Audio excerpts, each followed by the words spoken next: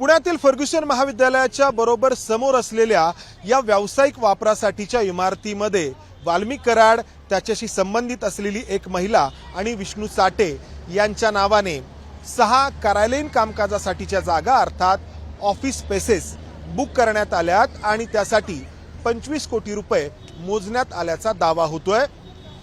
हा आता करार या पातळीवरती असलेला व्यवहार आहे, कारण आपण जर पाहिलं तर या इमारतीचं काम अद्याप पूर्ण व्हायचं आहे।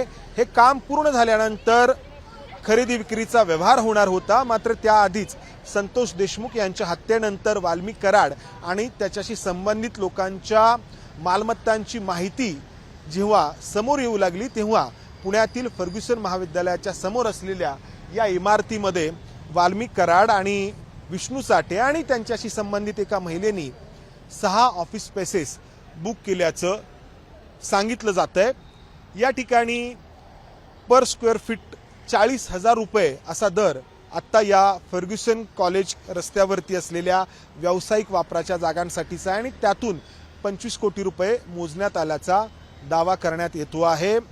वाल्मिक कराड आणि त्याच्या टोळीची पाळमुळं परळीमध्ये आहेत, बीडमध्ये आहेत आणि या मुळांचा आधार घेत या टोळीने मुंबई, पुण्यासह इतरही अनेक शहरांमध्ये त्यांची अशी व्यावसायिक साम्राज्य उभारली आहेत आणि ही व्यावसायिक साम्राज्यच त्यांच्या दहशतीला आर्थिक पाठबळ देण्याचं काम करतायत आणि त्यातूनच ईडीच्या कारवाईची चर्चा सुरू झाली आहे। खरं तर दरडोई उत्पन्नामध्ये बीडचा क्रमांक अतिशय खाली आहे।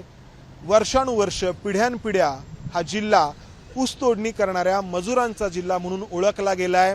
इतक्या वर्षांमध्ये या ऊसतोडणी करणाऱ्या मजुरांच्या आयुष्यात फारसा फरक पडलेला नाही, मात्र जे या ऊसतोडणी करणाऱ्या मजुरांचं नेतृत्व करत असल्याचा दावा करतायत त्यांची संपत्ती मात्र ही अशी गगनाला भिडली आहे।